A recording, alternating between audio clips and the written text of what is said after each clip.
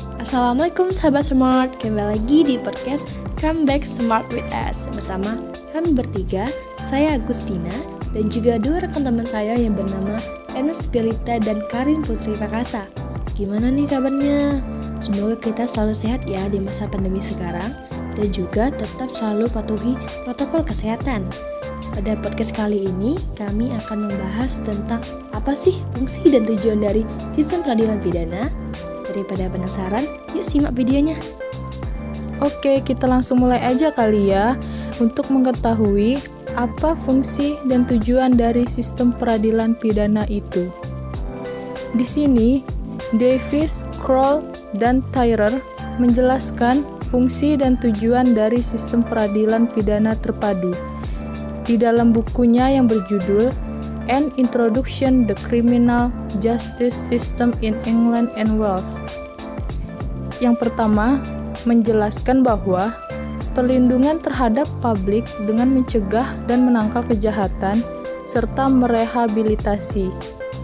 Yang kedua, dengan cara menanggulangi pelanggar dengan melumpuhkan yang berpotensi mengancam masyarakat. Ketiga, memelihara hukum dan ketertiban. Keempat, menghukum penjahat dengan memperhatikan prinsip hukum. Kelima, dengan mendata ketidaksetujuan sosial atas perilaku yang dikecam dengan menghukum penjahat. Dan yang terakhir, memberikan perlindungan dan bimbingan kepada korban kejahatan.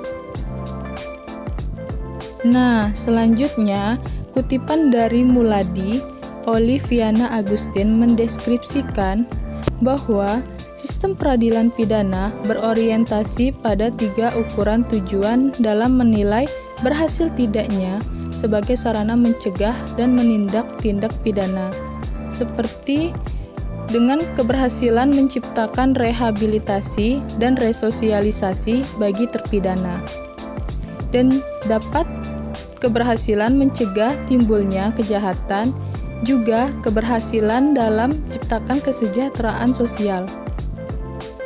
Selain itu juga, di sini menjelaskan bahwa pada umumnya tujuan besar dari sistem peradilan pidana itu antara lain untuk melindungi masyarakat dan menegakkan hukum. Selain itu, tujuan dari sistem peradilan pidana memiliki beberapa fungsi yang penting, antara lain yaitu dengan mencegah perbuatan kejahatan dan dapat juga melakukan penindakan terhadap pelaku delik dengan berikan pemahaman bahwa pencegahan tidak efektif.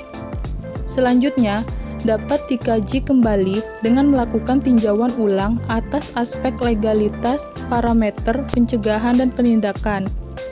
Lalu, putusan pengadilan dalam menentukan salah satu tindaknya atas pelaku yang ditahan.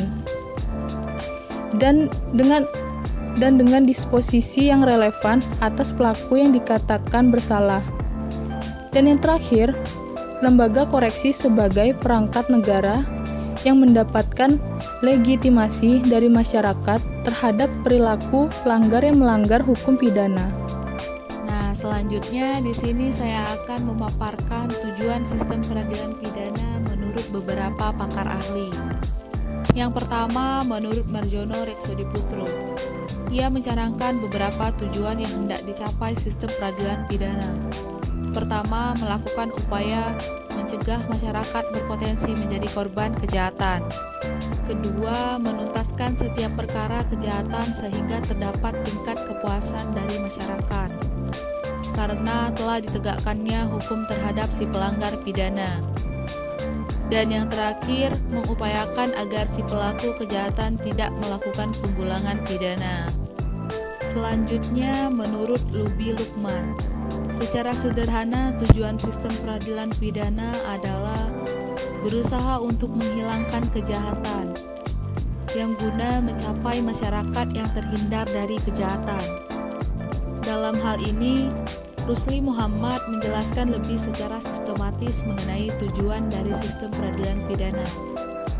yang memiliki tujuan khas dan mencerminkan pada karakteristik kondisi dari sistem peradilan pidana itu sendiri. Pertama, tujuan jangka pendek berorientasi pada pelaku kejahatan atau kepada mereka yang berpotensi menjadi pelaku kejahatan. Tujuan jangka pendek mengarahkan tindakannya pada perbuatan si pelaku untuk melakukan proses penanggulangan, penindakan, dan pencegahan, guna si pelaku tidak mengulangi perbuatannya lagi, dan pada akhirnya kejahatan semakin berkurang dan tertanggulangi. Kedua, tujuan jangka menengah yang titik tekannya adalah mewujudkan suasana yang kondusif, tertib, aman, dan damai di dalam masyarakat. Tujuan ini sangat ditentukan oleh tujuan jangka pendek. Dan yang ketiga, tujuan jangka panjang. Sistem peradilan pidana ingin mencapai tujuan yang ideal, yaitu terciptanya tingkat kesejahteraan sosial masyarakat. Apabila tujuan jangka panjang ini tercapai, merupakan konsekuensi dari tujuan jangka pendek dan jangka menengah. Nah, berdasarkan pada tujuan sistem peradilan pidana tersebut, menunjukkan begitu urgensinya sistem peradilan pidana. Selain memberikan perlindungan kepada setiap orang, juga memberikan perlindungan terhadap tujuan masyarakat dan bernegara.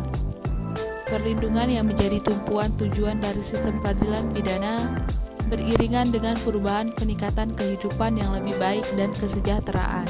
Nah, dari penjelasan video tadi, dapat kita simpulkan bahwa fungsi dari sistem peradilan pidana adalah yang pertama, mencegah perbuatan kejahatan.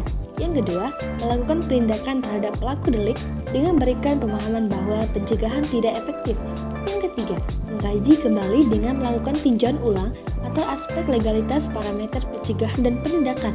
Yang keempat, putusan pengadilan dalam menentukan salah satu tindaknya atas pelaku yang ditahan. Yang kelima, disposisi yang relevan atas pelaku yang dikatakan bersalah. Yang keenam, lembaga koreksi sebagai perangkat negara yang mendapatkan legitimasi dari masyarakat terhadap perilaku pelanggar yang melanggar hukum pidana. Sedangkan tujuan dari sistem peradilan pidana yang pertama, untuk menghilangkan kejahatan. Yang kedua, untuk melakukan proses penanggulangan dan tindakan penegahan terhadap pelaku kejahatan. Yang ketiga, mewujudkan suasana yang kondusif. Yang keempat, melindungi masyarakat. Itulah penjelasan dari kami tentang fungsi dan tujuan dari sistem peradilan pidana. Semoga dengan penjelasan kami ini bisa memberikan manfaat bagi kalian ya guys, dan juga untuk memperdalam wawasan kalian tentang sistem peradilan pidana. Untuk itu, terima kasih dan see you next time guys.